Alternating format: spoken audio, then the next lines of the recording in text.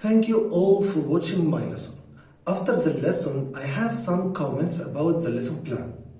Material that I used, the electric circuit design, student sheet, and some issues during teaching the lesson. About the lesson plan, we changed the story of the introduction. It was about Gumball room in which he can play, but we didn't use this model that we showed as it will be different than the electric circuit that the student will use during the experiment. So we changed this room with a toy which Gumball like, and we used a model of electric circuit on the board instead of the room model.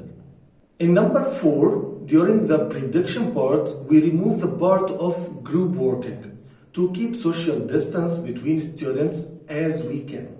Even we asked students to sterilize their hands before the lesson because they will exchange materials.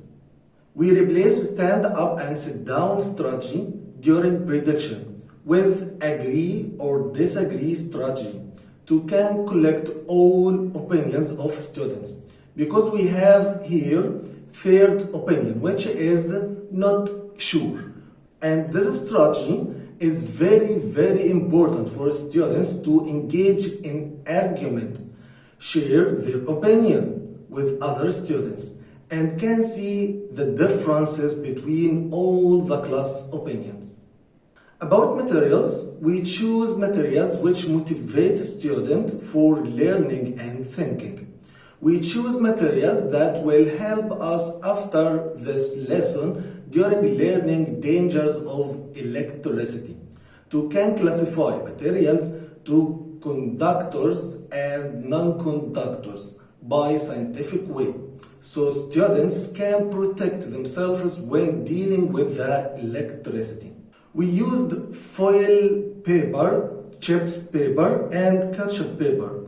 They are similar in shape. They have the same color from inside and same luster, but they are different in electric conductivity. Foil paper conducts electricity directly, while ketchup paper needs to sanding because it has a layer which is an insulating material. But if we look at a chips paper, it will not conduct electricity. Tuna can, cola can, and iron nail, all of them are metals. In the beginning of the experiment, student will discover that tuna can and cola can does not conduct, but after sanding, students will found they conduct. So they can understand why electric wires are insulated by a plastic layer. Iron nail conducts electricity directly, but we need student test it clearly because it is from the material that children like to put in the electric socket, so they can protect themselves by not putting any materials inside the socket. Using two types of charcoal and graphite motivates students for learning. It will a funny part of the lesson. One of my students after the lesson said that he wants to learn more about types of carbon. Using tap water and not using distilled water to avoid confusion about water conductivity, because they will learn that they cannot use water in putting of electric fires. About the electric circuit design, I couldn't conduct the lamp with the circuit from the front because the base of the lamp will not stick on the board. But students can see the connection from behind as students learn about the electric circuit in 4th grade, so they can observe the pathway of the electricity clearly. We connect two batteries in the electric circuit in series connection for two reasons.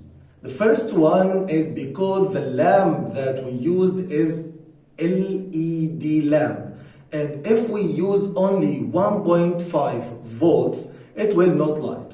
But the second reason is when we use a source of electricity that produces 3 volts, student can discover the human body conductivity, even it's still little electricity. And that was happened when one of my students discovered that his body conducts electricity, and this part is very important to learn about electric shock after this lesson. Good. So your body conducts. Show me again your body. Again. Wow. His body conducts. Really? Again his body conducts. Wow. Good.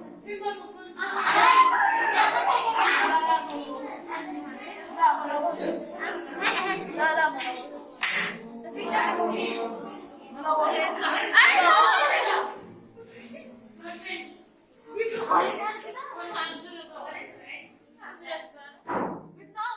About student's sheet.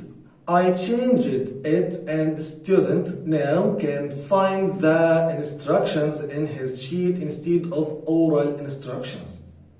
I thought that students can understand names of materials easily, but after the lesson, I think it will be better if we put pictures of materials in front of the name to recognize materials during prediction and experiment.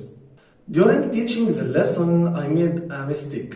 During the introduction, which is after telling students the story of Gumball, I should ask students how can they help and let students give examples of materials that they can use before they saw materials that I prepared. Other thing, during sanding ketchup paper, it takes a lot of time from students because it was very difficult for students to remove the plastic part from inside. I don't know what is the best way for removing this part. Maybe using heating because it was a plastic, or asking students to sand the outer part only. That's my comment of my lesson and I'm waiting for your comments. Thank you.